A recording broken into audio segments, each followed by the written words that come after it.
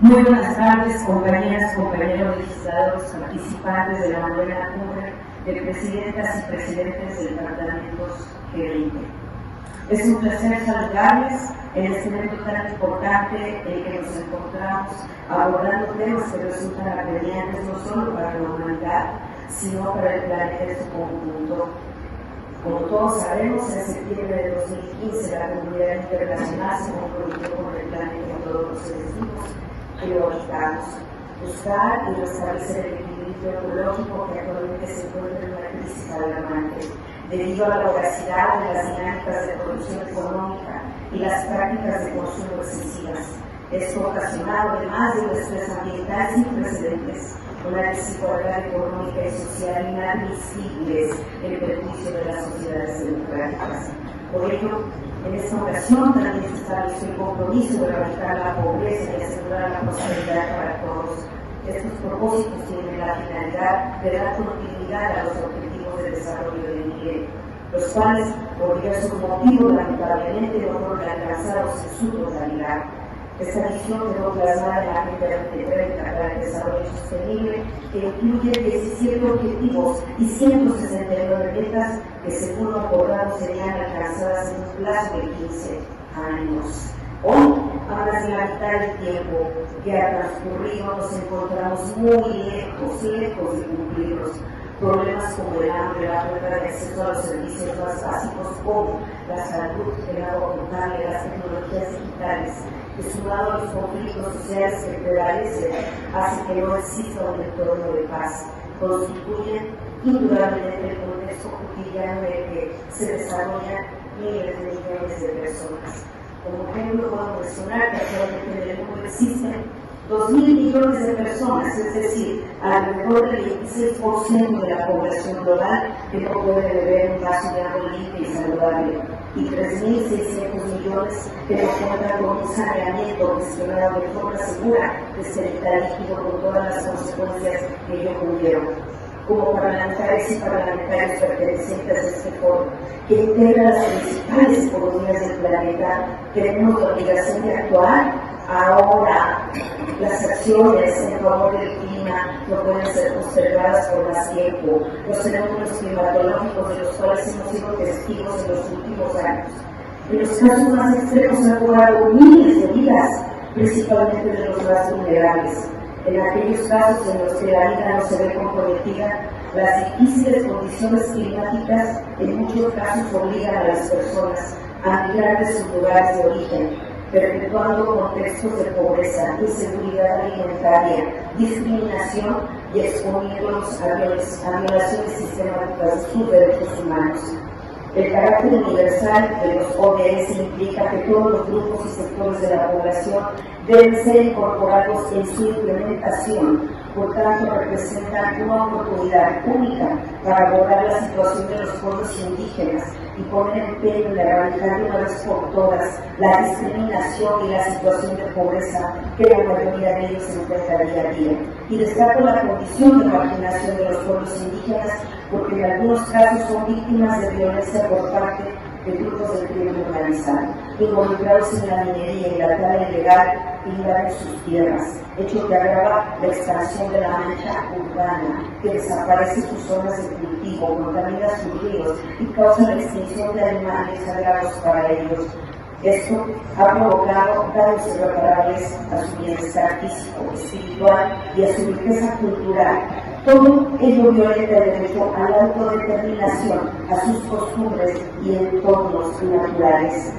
Estas comunidades en muchos países son las últimas en recibir inversión pública y enfrentan múltiples obstáculos para participar plenamente en la economía formal, obtener acceso a la justicia, a la salud, a la educación y ser parte de procesos políticos y toma de decisiones.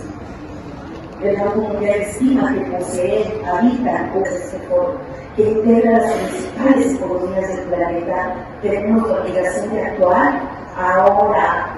Las acciones en favor del clima no pueden ser postergadas por más tiempo. Los fenómenos climatológicos de los cuales hemos sido testigos en los últimos años, en los casos más extremos, han cobrado miles de vidas, principalmente de los más vulnerables. En aquellos casos en los que la vida no se ve comprometida, las difíciles condiciones climáticas en muchos casos obligan a las personas a migrar de sus lugares de origen, perpetuando contextos de pobreza, inseguridad alimentaria, discriminación y exponiéndolos a violaciones sistemáticas de sus derechos humanos.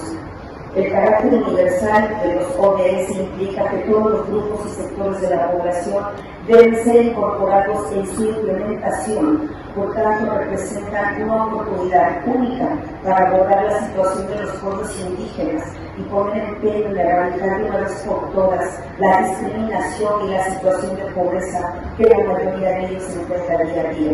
Y destaco la condición de marginación de los pueblos indígenas porque en algunos casos son víctimas de violencia por parte de grupos de crimen organizado, involucrados en la minería y la tala ilegal que invaden sus tierras, hecho que agrava la expansión de la mancha urbana, que desaparece sus zonas de cultivo, contamina sus ríos y causa la extinción de animales sagrados para ellos.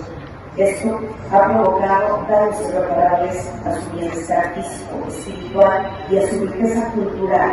Todo ello violenta el derecho a la autodeterminación, a sus costumbres y entornos naturales.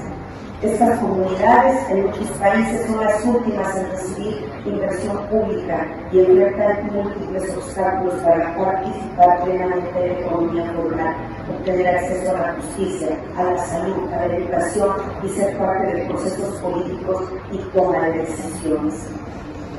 El Banco Mundial estima que poseen, habitan o usan solo una cuarta parte de la superficie del mundo, pero saben, ellos salvaguardan el 80% de la biodiversidad de sus tierras, incluidos bosques tropicales y subtropicales, capturan al menos una cuarta parte de todo el carbono emitido por las actividades humanas.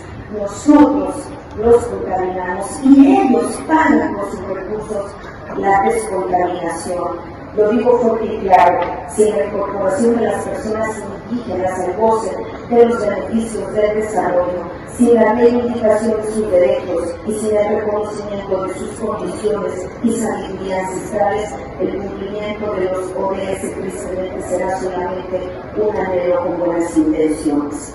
Durante la reunión del G20 realizada en septiembre pasado se puso de manifiesto la necesidad de renovar los compromisos para alcanzar los ODS. Aquí se reconoció que solamente el 12% de las metas está en camino de lograrse. De continuar en esta dirección, estaríamos condenados a uno de los fracasos más dolorosos de la humanidad por todo lo que esta agenda representa en el futuro del planeta en conjunto. Los líderes de los países que conformamos el G20 se comprometieron con la movilización de financiamiento asequible, adecuado y accesible para apoyar a los países en desarrollo.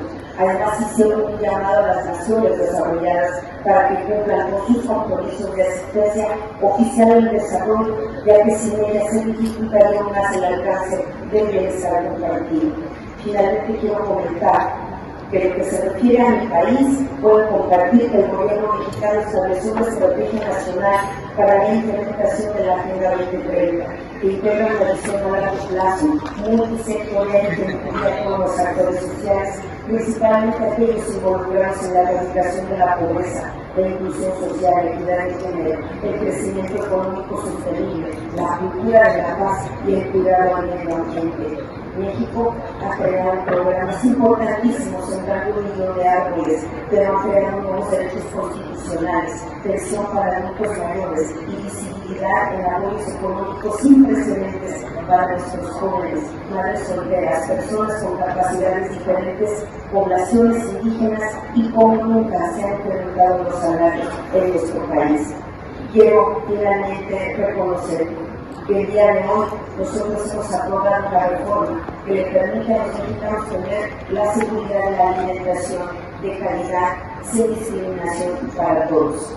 Me gustaría hacer un reconocimiento a la excelente y ambiciosa iniciativa del gobierno del primer ministro de la India, Narendra Modi, llamado LIFE, para impulsar las acciones desde lo individual hasta lo comunitario a favor de un estilo de vida que apoye el bienestar de nuestro hogar común y que entiende que ninguna iniciativa prospera si no se toma conciencia a partir de cada uno de nosotros.